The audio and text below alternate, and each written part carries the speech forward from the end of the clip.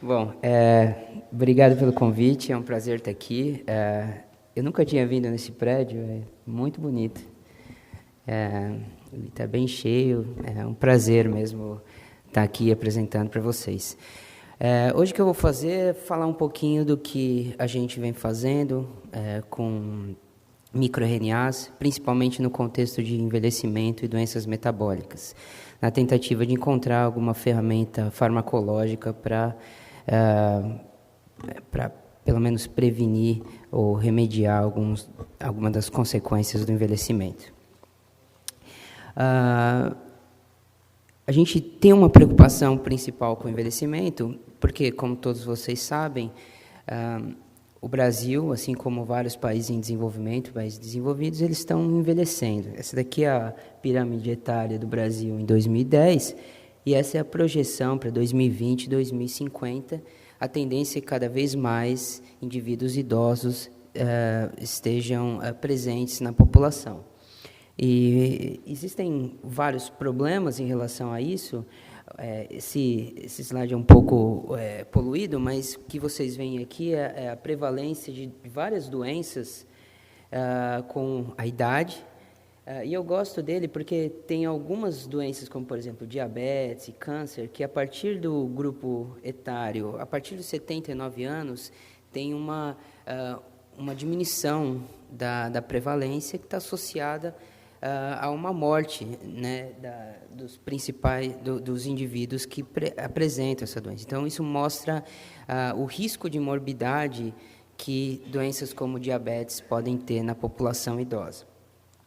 E também está associado a um aumento do custo, tanto individual quanto de saúde pública com indivíduos idosos. Então, isso é uma preocupação que a sociedade precisa ter, é uma preocupação socioeconômica, como que a gente vai lidar com esse problema de envelhecimento da população.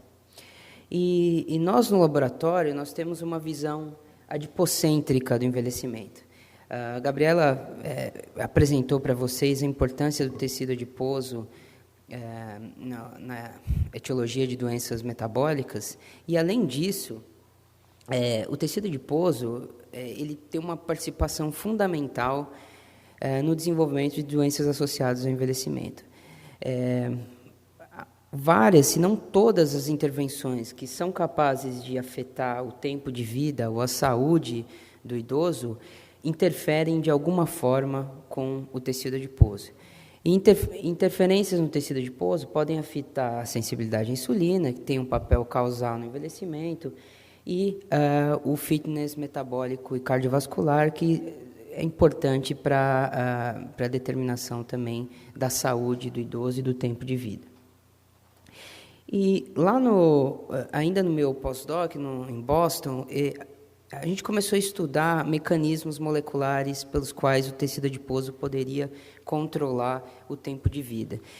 E a gente se interessou por microRNAs, e o que a gente viu foi uma coisa bastante interessante. A gente pegou animais camundongo C57 Black 6 de diferentes idades, alimentados à vontade, e mediu a expressão de microRNAs no tecido adiposo subcutâneo. E o que vocês veem aqui, em cada coluninha, vocês têm um microRNA, e cada linha aqui, vocês têm um animal, o vermelho é aumentado, verde é diminuído, e preto é igual à média. Vocês veem que a maior parte desses microRNAs, mais de 50%, estão aumentados em animais bem jovens e vai diminuindo à medida que eles vão envelhecendo. E a gente viu também que uma intervenção que prolonga o tempo de vida e afeta diretamente o tecido adiposo, que é a restrição dietética, consegue reverter boa parte desse fenômeno. Esses dados estão publicados, e a Gabriela também apresentou como que esses microRNAs eles são produzidos. Então, eu já vou pular direto para a conclusão, que foi que essa diminuição global de microRNAs com envelhecimento se deve por uma diminuição da expressão da enzima Dicer, que é uma enzima fundamental para processar o pré-microRNA em microRNA maduro. E a restrição dietética, por outro lado, consegue reverter esse declínio com o envelhecimento. A gente outros grupos, a gente conseguiu demonstrar que não é só o envelhecimento que afeta a expressão global de microRNAs ou a expressão de Dicer em si. O grupo do Jan Kornfeld, lá da Alemanha, do Max Planck, ele mostrou que, quando ele mediu a expressão de microRNAs no tecido adiposo marrom de animais submetidos a high-fat diet, 79% dos microRNAs que são diferencialmente expressos, eles diminuem. Só 21% aumenta.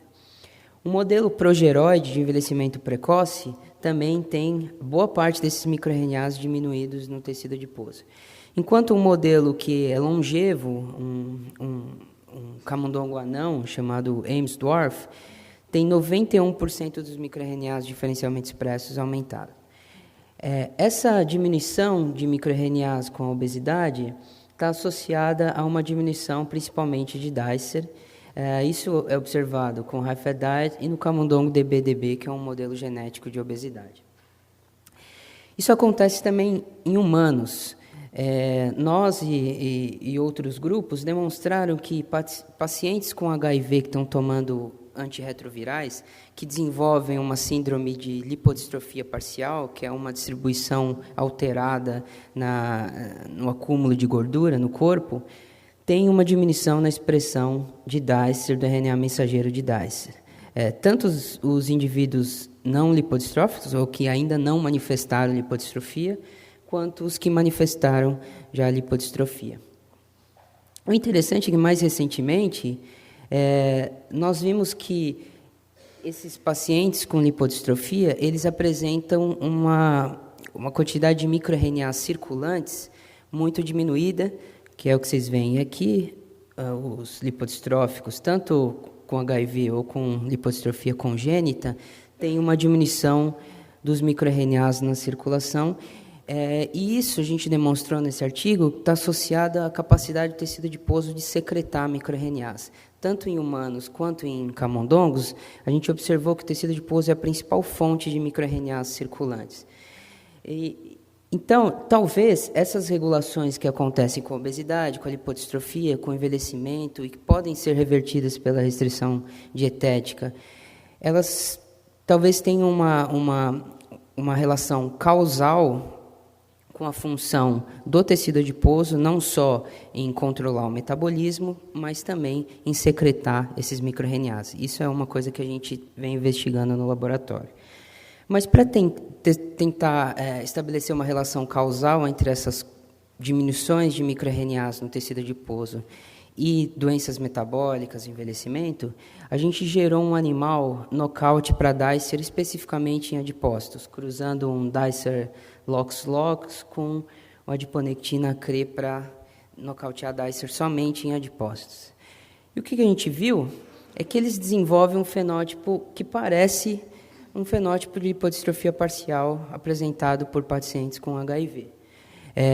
Uma característica marcante dessa lipodistrofia induzida por HIV é esse acúmulo de gordura na região supraescapular, como vocês veem aqui. E nessa região do camundongo é onde se encontra o tecido adiposo marrom. E, de fato, se a gente olhar para o tecido adiposo marrom desses animais, principalmente em dieta hiperlipídica, mas também em dieta controle, ele é hipertrofiado, ele é maior. Ele não é só maior, ele também tem um aspecto mais esbranquiçado. E se a gente se a gente fizer uma imunistoquímica ante o CP1, como a Gabriela mostrou, é um marcador importante de tecido adiposo marrom ou bege, a gente vê que tem uma marcação fraca. Esse tecido adiposo, que deveria ser marrom, ele tem um acúmulo unilocular de gordura, que é uma característica de adipócitos brancos, e expressa menos o CP1. Tanto numa situação de temperatura ambiente, quanto exposto ao frio. Então, parece que esse tecido adiposo desses animais, ao invés de ele ter uma característica marrom, ele passa a ter uma característica mais esbranquiçada. E ele também não responde a estímulos que normalmente responderia. Então, esse é um experimento, a gente pegou esses animais e injetou um agonista beta-3 adrenérgico, que é é bem seletivo para tecido adiposo marrom, e quando a gente injeta no controle, a gente tem um aumento do gasto energético, que está associado à ativação do tecido adiposo marrom. Mas no nocaute a gente não vê esse estímulo agudo. Então, parece que a deficiência de DAIS em adipócitos faz com que os adipócitos tenham uma característica mais branca e não respondem tanto ao estímulo adrenérgico para aumentar o gasto energético. E resulta numa lipodistrofia parcial. Lipodistrofia parcial, obesidade, envelhecimento, tem uma característica comum, que é problemas metabólicos. Dentre eles, um importante é a resistência à insulina. E, de fato, esses animais eles desenvolvem resistência à insulina à medida que eles vão envelhecendo.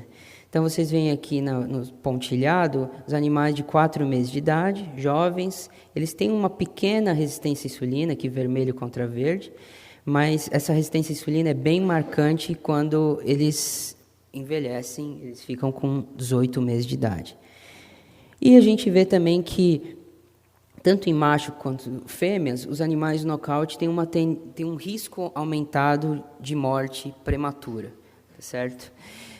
O que mostra que, em combinação, esses dados mostram que, se a gente nocautear DAIS em adipócitos, a gente acelera o processo degenerativo do envelhecimento e induz resistência à insulina, doenças metabólicas.